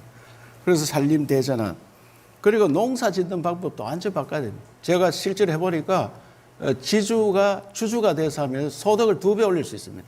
지금 쌀 농사 위주로 많이 하고 있는 걸 다작물로 여러 가지를 바꿔서 할 수 있습니다. 성공 사례를 보여줬습니다. 이것도 바꿔야 됩니다. 그 다음에 과학기술을 만들었는데 이때까지 우리나라는 과학기술이 선진국을 따라가는 추격기술입니다. 이걸 창조기술로 바꿔야지 우리나라 먹고 살 수가 있습니다. 삼성과 애플을 비교하면은 2000년, 25년 전 2000년 삼성이 애플이 2배였습니다. 지금은 애플이 삼성이 10배도 늘었습니다. 과학기술의 차이입니다. 그래서 국가를 부강하게 만들 수 있는 거 이런 것들을 만들고 그 다음에 대통령께서 고속도로를 다 반대하는데 고속도로를 만들어서 이 나라의 물류를 쉽게 만들어서 이렇게 부자를 만들었어요. 그래서 지금 동서 10축 남북 10축을 다 계획은 들어가 있는데 지방은 못 만들고 예타하다 보면 못 만들고 있습니다. 제가 대통령이 되면 예타 없이 바로 시행을 해야지 나라가 바뀌고 지방이 살 수 있습니다. 그리고 교육을 완전히 바꿔야 됩니다. 대한민국 교육은 현 상태로 가면은 창조적인 인간이 나오질 않습니다. 전부 다 입시 지옥에 들어가서 잘못하면 정신병자가 많이 생기는 그런 교육제도입니다. 새로운 교육제도로 바꿔야 합니다. 네덜란드 가보니까 유치원생들은 예절교육, 초등학교 저학년은 취미활동, 4학년, 고학년 돼서 고등학교까지 공부하는데 절대 교과서는 집에 못 가게 합니다. 우리나라 체제를 완전히 바꿔서 공교육에서 과외 없는 그런 나라로 바꿔야 됩니다. 그 다음에 한류에 따라서 세계가 한국을 엄청 오보고 싶고 관광을 오고 싶은데 이 문화가 관광 자원화, 그래 호텔이라든지 이런 시설이 부족해서 다 받지를 못합니다. 그래서 제가 이번에 에이펙 계기로 트럼프가 경주에 오면은 김정은하고 같이 왔을 때 트럼프가 지금 뭘 하려고 하느냐, 가자지구를 개발하고 그린란드를 돌라고 하는데, 그래서 DMZ를 개발하면은 거기에 관광 자원이 엄청나게 됩니다. 평화 기반이 생깁니다. 남북 통일을 준비할 수 있습니다. 이래서 국가 대개조 사업을 하는데 이 중에 마지막은 헌법 개정을 해야 됩니다. 헌법 개정하는데 3년 만에 해야 된다는 것은 저는 한동훈 후보와 뜻을 같이 합니다. 이때 못하면은 민주당 정권 넘어가 난 다음에는 굉장히 했습니다. 우리가 정권 잡고 반드시 헌법 개정을 해서 새로운 체제로 가야 된다고 생각합니다. 네, 이철우 후보의 담대한 구상들 잘 들었습니다. 다른 후보들이 한 30초씩 더 쓰셨는데 혹시 뭐 질문하실 게 있으면 기회를 드리고 아니면 그냥 멈추겠습니다. 끝낼까요? 네. 네. 자, 다음 그러면 순서대로 다음은 나경원 후보님 어떤 키워드입니까? 전 아까 이 이념 댓글 온라인 조작 이거 좀 더 하겠습니다. 네, 자, 4분 시작하겠습니다. 예. 사실은 저는 지금 굉장히 이런 이 대한민국이 어려워지고 우리가 조기 대선까지 이르게 된 것은 이 정치가 망가졌기 때문이라고 생각을 합니다. 그래서 제가 이번에 출마한 이유도 됐는데요. 이 정치가 망가진 것, 국회가 이런 모습을 보인 것은 처음이었습니다. 그 이재명의 민주당이 22대 국회 들어와서 잘 아시다시피 의회를 완전히 망가뜨렸습니다. 우리가 의회 독재라고 말을 하죠. 그래서 의회 민주주의가 완전히 파탄이 되고 또 그 가운데서 여러분들 기억하시다시피 줄탄핵하고 맨날 위헌적 입법하고 하는데 그럼 우리 당은 좀 잘했나 하면 우리 당은 또 거기에 있어서 대통령이 일하게끔 이 지금 민주당이 이렇게 발목 잡는데 일하게끔 하는 것보다는 우리 당도 또 같이 대통령을 압박했어요. 그런 과정에 이제 제가 아까 인지전 말씀드렸지만 우리 당의 이 당 홈페이지 게시판도 이 댓글이 이상한 댓글이 많이 나왔습니다. 홍준표 후보님한테 말씀드립니다. 저는 어쨌든 정치 복원이 되고 그리고 이 국회랑도 잘 그러니까 대통령 되면 여의도를 무시해서는 안 된다고 생각을 합니다. 대통령은 여의도하고 같이 가야지 의회 권력이 워낙 세졌기 때문에 의회를 잘 다뤄야지 자기 하고 싶은 일을 할 수 있습니다. 야당도 잘 다뤄야 되고 또 우리 당을 하나로 가야 되는데요. 우리 당의 게시판도 이게 인지전 때문인지 뭔지 모르겠는데 이 댓글 게시판 논란 아실 겁니다. 이거 어떻게 해야 되겠습니까? 지금 조사하고 있잖아요. 근데 조사한 지가 몇 달이 됐는데도 결론이 안 나오는데요. 아마 경찰에서 그 결론 거의 낸 거로 알고 있는데요. 저는 사실은 이런 결론 낸 게 어떻게 나왔습니까? 그건 내가 지금 말 못하겠어요. 이 당사자가 있는 거 같으니까. 저는 참 이게 우리가 지난 이렇게 왜 조기 대선을 했느냐, 왜 이런 탄핵까지 이르게 되고 이렇게 했느냐를 보면 결국은 우리 의회 독재를 못 막아낸 것도 있지만 당을 하나로 만들어내지 못한 탓도 있다. 그래서 대통령도 대통령 노릇하기 어렵지 않았나 이런 생각을 하면서요. 이러한 기본적인 질서가 잘 잡힌 다음에 우리가 미래를 말할 수 있는 것 아닌가 이런 생각을 합니다. 저는 145 프로젝트 제안했습니다. 잠재 성장률 1% 높이고 그리고 소득 4만 불 시대 대통령 임기 안에 하겠습니다. 그리고 G5 국가로 만들겠습니다. 그런데 어떻게 할 것이냐. 여기서 핵심은 저는 사람이라고 말씀드립니다. 그래서 저출산 정책이 필요하고 그래서 인구 부총리 신설하고 저출산 정책은 토탈 전략으로 가겠다는 말씀을 드립니다. 그다음 또 사람이 필요한 것 어떻게 할 거냐. 미래 성장 펀드 얘기하고 우리 이 초격차 기술 말하는데요. 초격차 기술도 사람이 만듭니다. 중국의 천인 계획 매칭 우리 배워와서 K 천인 계획 만들겠습니다. 그래서 이 많은 과학자들 돌아와서 초격차 기술 만들어내겠습니다. 새로운 K 방산, K 원전 르네상스 만들겠습니다. 나경원이 이 145 프로젝트 제대로 해서 대한민국 정말 성장 잠재력 다시 뛰게 하겠다는 말씀 드리면서 또 하나 있습니다. 저는 이 청년 세대, 젊은 세대들 이 시드머니라도 만들게 하는 재테크에 우리가 좀 더 관심을 가져줘야 되지 않을까 이런 생각을 하면서 이 가상자산 시장 조금 더 제도화하겠다는 말씀 드리고요. 이 일종의 블록체인을 이용한 금융혁신 하겠다는 말씀도 드리겠습니다. 네, 나경원 후보의 조별 주제 토론 2라운드였습니다. 자, 이제 끝으로 이번 라운드의 끝 마지막 순서 홍준표 후보님. 예. 이 키워드는 후보님들한테 다 물어봐도 되는 거죠? 네네, 그럼. 예, 예. 우선 나경원 후보님한테 한번 물어보겠습니다. 지난번에 당대표 선거 또 서울시장 보궐선거 때 명태균이 여론조사 조작을 참 2번이나 당했는데 참 억울하시겠어요. 어떻습니까, 심경이? 명태균 사건을 제가 2번 당했죠. 그렇죠. 네. 우리 당의 이상한 여론조사로 제가 2번 당했는데요. 사실 홍 후보님 명태균 사건으로 계속 엮이시니까 좀 불편하시겠지만 이 기회에 좀 털어보시려고 그 말씀 꺼내신 거죠. 저는 그래서 우리 당이 저는 이거 좀 안 했으면 좋겠습니다. 경선할 때마다 룰을 바꿔요. 우리 당 이번 1차 예선도요. 5대5 그 원칙을 지켜줘야 되는 거 아닙니까? 됐어요. 고만하고 됐고. 그다음 우리 이철우 후보님한테 한번 묻겠습니다. TK 행정통합을 이철우 후보님 어떻게 마무리하실 생각입니까? 이번 대선 끝나면은 행정통합이 그냥 단순 통합만 하면 손해보니까 중앙의 권한을 받아야 되거든요. 예. 그 당시에 우리가 하려하니까 대통령이 부재 중이라서 못했는데 네. 이 대통령이 6월 3일 생기면 바로 시작해서 TK도 통합하고 네. 부산, 경남, 충청, 전남 다 해가지고 지방시대를 열어야 됩니다. 예, 꼭 하겠습니다. 예. 고맙습니다. 한동훈 후보님한테 내가 물으려고 하는 거는 내가 정치 대선배거든요.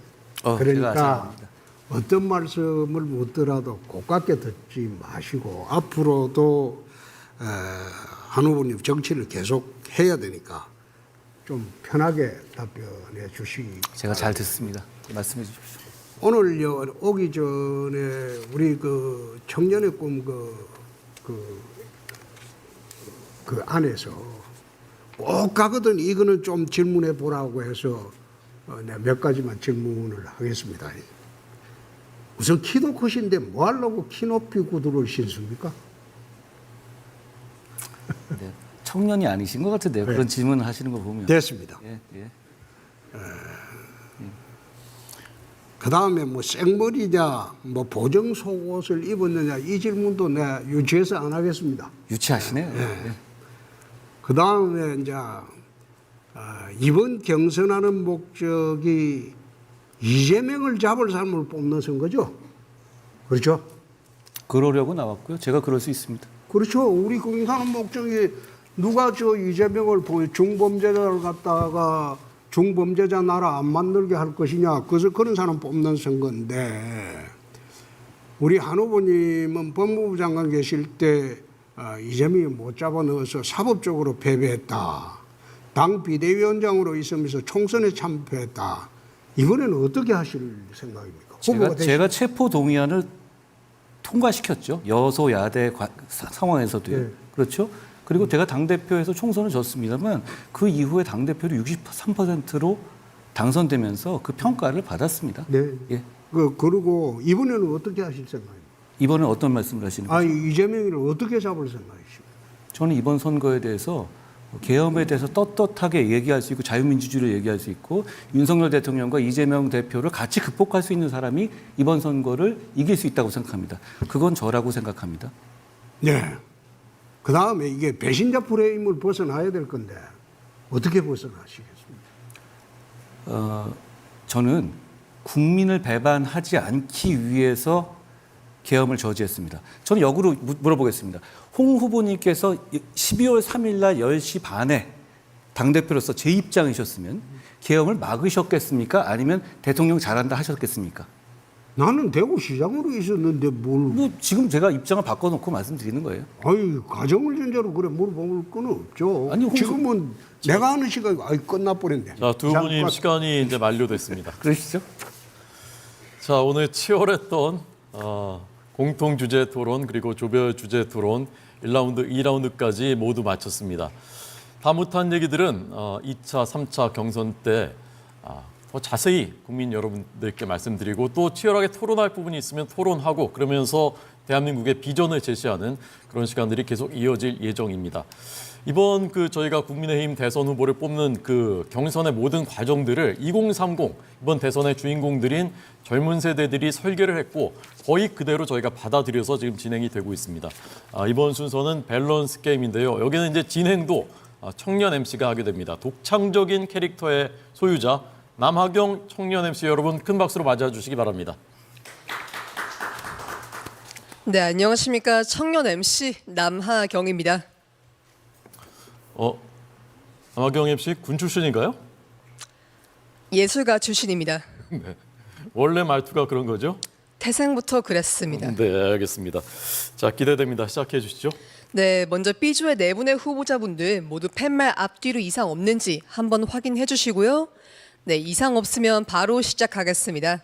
그런데 오늘도 어제와 마찬가지로 연습 게임 한번 하고 진행하려고 하는데요. 우리 후보님들 괜찮으시죠? 좋습니다. 자, 조금 있다가 제가 질문을 하나 드리고 하나, 둘, 셋 외치면 팻말을 빠르고 정확하게 드시면 되는데요. 이건 우리 후보자님들의 순발력과 결단력을 검증하는 게임이기 때문에 바로 고르기 어렵다 하시더라도 바로 들어주시면 감사하겠습니다. 자, 그럼 바로 연습 문제 시작하겠습니다.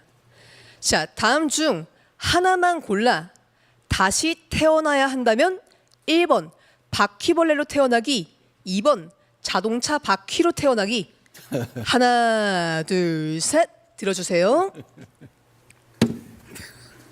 네, 홍준표 후보님은 절반만 들으셨는데요. 네, 혹시 하나로 바꾸실 생각 없으십니까? 둘 다 싫어요. 네, 일단 거기에 대한 이유도 조금 이따가 한번 들어보겠습니다. 그럼 먼저 우리 후보님들이 선택한 이유 들어볼 건데요. 먼저 한동훈 후보님부터 바퀴벌레로 태어나고 싶으신 이유 간단하게 말씀 부탁드립니다. 그래도 사는 게 낫지 않을까요? 네, 사는 게 낫다 답변 잘 들었습니다. 그럼 다음으로 둘 다 싫으신 홍준표 후보님의 답변 들어보겠습니다. 나? 예, 둘 다 싫다니까요. 그럼 둘 다 싫어서 왜 싫은지, 왜 둘 다 싫은지. 다시 그런 거로 태어나기는 싫죠. 다시 태어날 일도 없고. 그러니까 둘 다 싫다. 예, 이해했습니다. 그럼 다음으로 자동차 바퀴로 태어나고 싶으신 나경원 후보님의 답변 들어보겠습니다. 저도 별로 답변하고 싶지 않습니다. 네, 마지막으로 이철호 후보님의 답변 한번 들어볼 수 있을까요? 바퀴벌레들보다는 자동차 바퀴가 세상에 도움이 될 거다 그런 생각이었어요. 알겠습니다. 네 분 후보자님들의 답변 들어봤는데요. 본 게임에서도 반드시 빠르고 정확하게 들어주시고 무조건 하나를 들어주시면 감사하겠다라는 말씀드리겠습니다. 그럼 바로 본 게임 시작하겠습니다. 자, 만약에 둘 중 한 사람을 반드시 변호사로 선임해야 한다면 1번 검사 사칭범, 2번 입시 비리범. 하나, 둘, 셋 들어주세요. 예, 홍준표 후보님 부탁드립니다. 둘 다 하기 싫어. 네, 국민들이 하나를 원하실 것 같은데 그럼에도 불구하고 하나 선택하실 수 있으실까요? 어이 없어. 알겠습니다. 둘다 이것도 하겠습니다. 조금 이따가 한번 들어보겠습니다. 먼저 한동훈 후보님 30초 내로 간단하게 이야기 부탁드립니다. 입원이신 분은 이미 안에 계시잖아요. 그분이 변호를 하실 수 없겠죠. 알겠습니다. 다음으로 홍준표 후보님은 답변하시겠습니까? 아까 이야기했잖아요. 난 둘 다 하기 싫어요. 예, 일치된 답변 감사합니다. 다음으로 나경원 후보님 30초 내로 이야기 부탁드립니다. 저도 답변하기 싫지만 그래도 저 검사 사칭범은 사람 속이는 건 아주 능한 것 같습니다. 요새도 뭐 이쁜 옷 입고 나와서 성장 얘기하고 있는데요. 이재명 후보한테 한마디 합니다. 성장 얘기할 거면 반도체 특별법이나 통과시켜라고. 민노총 눈치 보느냐고 아무것도 못하면서 무슨 성장입니까? 우리 대한민국 국민 속으면 안 됩니다. 예, 결기에 찬 답변 감사합니다. 마지막으로 이철우 후보님의 답변 들어보겠습니다. 1번은 뭐 이재명을 이야기하는 것 같고 2번은 조국을 이야기하는 것 같은데 둘 다 필요 없지만 한 사람은 깜빵에 가 있으니까 변호사로도 쓸 수가 없잖아요. 수임해도. 그러니까 둘 중에 꼭 한 사람 써라 하면은 한 사람 깜빵에 있는 사람 쓰면은 못하니까 어차피. 그래도 2번을 들었습니다. 네, 알겠습니다. 네 분 답변 잘 들어봤는데요. 이번에는 조금 더 진중한 질문으로 들어보겠습니다. 자, 다음 문제입니다. 만약 대통령에 당선된다면 둘 중 무엇을 먼저 하고 싶으신가요? 1번 민생 물가 챙기기, 2번 트럼프 대통령과 회동하기. 하나, 둘, 셋 들어주세요. 네, 모든 후보님들께서 트럼프 대통령과 회동하기를 선택하셨는데요. 먼저 한동훈 후보님, 왜 회동하고 싶으신지 30초 내로 말씀 부탁드립니다. 지금 상황에서는 답변도 돌아가며 물어야 되지. 그거 계속 그거부터 물어야 네, 아까 토론 먼저 하시라고 해도 됩니다. 그러면 괜찮으시다면요 이철우 후보님께 한번 질문 드리겠습니다. 사회를 공평하게 봐야 되지. 먼저 하십시오. 왜 이 트럼프를 들었느냐. 물가는 잡으려고 하면 시간이 많이 걸려요. 트럼프는 바로 잡을 수 있으니까 가서 바로 해결해야지. 무슨 말 알겠죠? 내가 가면 바로 트럼프 에이펙에 참여하고 그다음에 푸틴 좀 데리고 오고 그다음에 시진핑은 당연히 다음 개최국에서 에이펙 오는 거고 혹시 김정은하고 그 사이 사이가 좋으면은 하노이 빅딜 실패했는 거 여기서 경주 빅딜 만들면 여기 와서 대한민국의 평화 기반을 만들어서 우리 후손들에게 통일 대한민국을 물려줄 수 있는 기반을 우리가 만들 수 있다. 굉장히 중요한 거고 그래 되면은 트럼프는 노벨상을 받는 건 틀림 노벨 평화상. 그러면 트럼프도 인간이고 정치인이기 때문에 평화상을 굉장히 기대할 거예요. 그래서 제가 이런 일을 하고 또 트럼프가 개발을 좋아하기 때문에 가자지구 개발하는데 우리 DMZ 비무장지대 개발하면은 대한민국 주식값이 한 5배 올라갑니다. 우리 국민을 부자 만들 수 있고 또 남북한 통일이 되면은 당장은 안 되더라도 통일이 되면 대한민국이 G2까지 가는 그런 나라 만들 수 있기 때문에 트럼프도 좋고 우리도 좋고 김정은도 좋고 그런 제도로 가겠다. 그래서 트럼프 만나러 가는 게 급선무다 이렇게 생각합니다. 네, 감사합니다. 참고로 이 밸런스 게임과 토론의 순서는 저희가 모두 본 토론의 순서와 밸런스 게임 발언 및 답변 순서 모두 조율해서 공평하게 정했다는 점 말씀드리겠습니다. 그럼 이번에는 한번 반대로도 답변 들어보고자 하는데요. 나경원 후보님 30초 내로 답변 가능하시겠습니까? 네, 뭐 아시다시피 우리 대한민국 경제는 외교하고 직결되어 있습니다. 그래서 트럼프 대통령 먼저 만나는 것이 민생 물가 잡는 데도 도움이 될 것입니다. 감사합니다. 다음으로 홍준표 후보님의 답변 30초 내로 들어보겠습니다. 대통령이 되면 가장 먼저 해결해야 될 게 한미 현안입니다. 그리고 지금 트럼프가 흔드는 국제 질서를 어떻게 우리한테 유리하게 가져올 것인가. 그게 지금 가장 시급한 알파고 오메가입니다. 감사합니다. 그럼 마지막으로 한동훈 후보님의 답변 30초 내로 들어보겠습니다. 트럼프 만나는 걸 말씀드렸는데요. 뭐 이 사람 만나는 게 목표는 아닙니다. 목표는 이거고요. 목표는 민생과 물가인데 그걸 하기 위해서는 이분을 만나서 해결해야 되는 것이 그 방법이라고 생각합니다. 그렇게 하겠습니다. 네, 이렇게 네 분의 답변 전부 다 들어봤는데요. 모든 질문에 진정성 있게, 흥미롭게, 유쾌하게 답변해 주신 모든 후보님들 진심으로 감사드립니다. 그럼 이상으로 국민의힘 중앙대학생위원회에서 함께 준비한 밸런스 게임 모두 마치도록 하겠습니다. 저는 지금까지 청년 MC 남하경이었습니다. 감사합니다. 네, 여러분 큰 박수 부탁드립니다. 네, 오늘 토론회를 통해서 이 네 후보들에게 조금 더 가까이 다가가는, 조금 더 알게 된 그런 시간이었다고 저는 생각을 합니다. 자, 이제 마지막으로 1분씩 마무리 발언을 할 기회를 드리도록 하겠습니다. 이번에 순서에 따라서 먼저 이철우 후보님부터 시작해 주시기 바랍니다. 아까 30초 쓰락됐으니까 그 30초를 포함시켜 주시고. 네, 그렇게 재량으로 아까 이제 좀 덜 쓰셨으니까 1분 30초 드리겠습니다. 제가 왜 대통령 후보로 나왔느냐. 대한민국이 무너질 것 같아서 자유민주 체제가 무너지고 경제가 무너지고 또 사회 갈등 때문에 무너질 것 같아서 제가 그동안 경험을 많이 가진 사람인데 수학 선생님을 했고 국정원에서 한 20년 있었고 그다음에 국회의원 3번, 도지사 2번 하면서 현장에서 모든 걸 다 익혔습니다. 몸으로 다 할 수 있습니다. 경험에서 나옵니다. 그래서 이런 일들을 할 수 있기 때문에 제가 나섰고 이번 경선이 만약에 많이 알려진 인물들 대통령 몇 번 나오고 당대표 몇 번 나오고 이런 분들이 그냥 이 체제로 간다면은 국민이 무슨 감동을 받겠느냐. 감동받는 경선이 돼야 된다고 생각합니다. 그것은 새 인물이 돼야 되고 비상장 우량주 이철우 같은 사람이 만약에 이번에 우리 당 후보가 되었다면 이재명은 자동 이길 수 있는, 왜?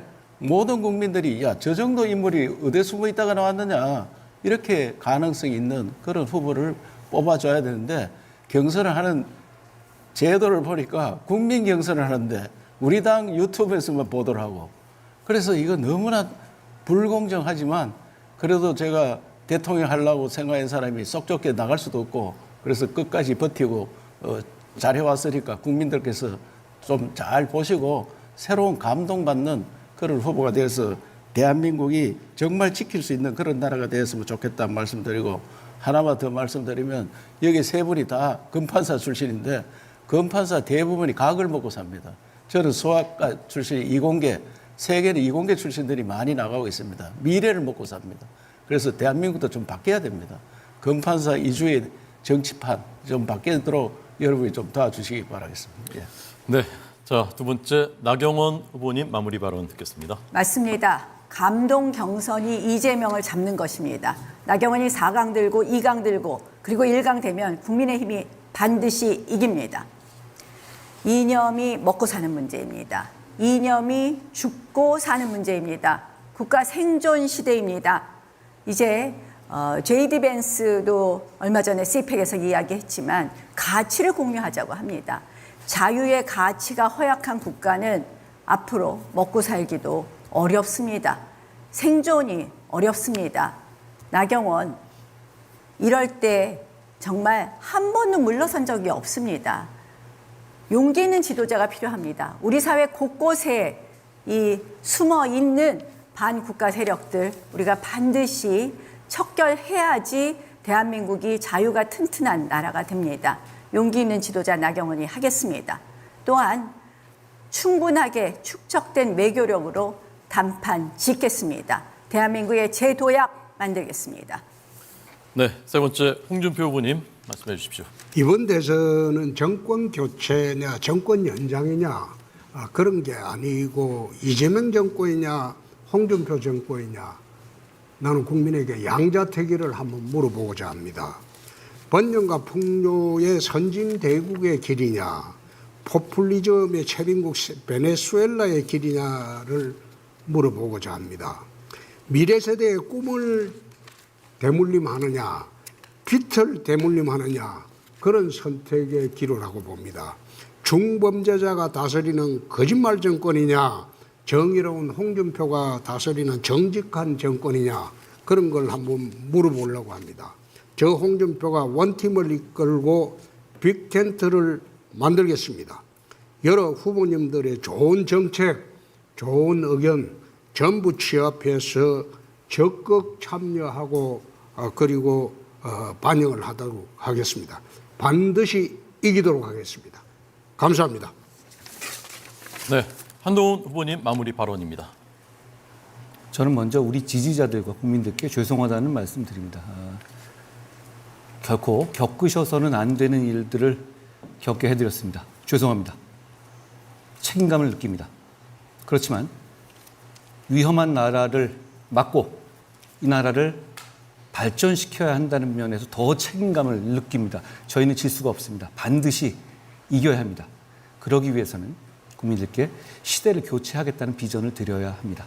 한쪽에서는 비상계엄이 있었고 한쪽에서는 30번이 넘는 탄핵 시도로 나라를 망쳤습니다. 시대를 교체해야 합니다. 공수교대, 선수교대로는 안 됩니다. 그러기 위해서는 국민을 배반하지 않기 위해서 비상계엄을 막고 탄핵을 찬성해서 국민과 미래를 선택한 제가 앞장서야 한다고 생각합니다. 제가 여기 계신 모든 분과 함께 통합하고 화합하고 힘을 모아서 반드시 이기겠습니다. 고맙습니다. 네, 감사합니다. 자유민주주의 시장경제 공정과 법치의 대한민국을 지킬 수 있다는 희망이 더 커진 오늘 토론회였다고 생각을 합니다. 저희가 이제 조기 대선이기 때문에 준비할 시간 자체가 길지가 않았고 그래서 이번 1차 경선 토론회는 유튜브를 통해서 생중계됐습니다. 오늘 보신 그 시청자 여러분들께서는 오늘 그리고 어제 그 토론회 링크를 많은 그 주변에 국민들께 전해주셔서 다 보시고 또 판단하실 수 있도록 그렇게 해주시면 좋을 것 같습니다. 오늘 이제 앞에 분장실 토크도 있었고요. 오늘 주요 장면들 저희가 유튜브 쇼츠하고 인스타 릴스로 또 국민 여러분들께 많이 보여드릴 계획입니다. 이번 국민의힘 경선이 국민픽, 국민의힘 픽입니다. 국민픽, 국민의힘 픽. 5월 3일에 최종 후보를 뽑는 전당대회 그때까지 대장정을 함께 해주셨으면 좋겠습니다. 함께 앞으로 가시죠. 오늘 토론회 마치겠습니다. 국민 여러분 고맙습니다.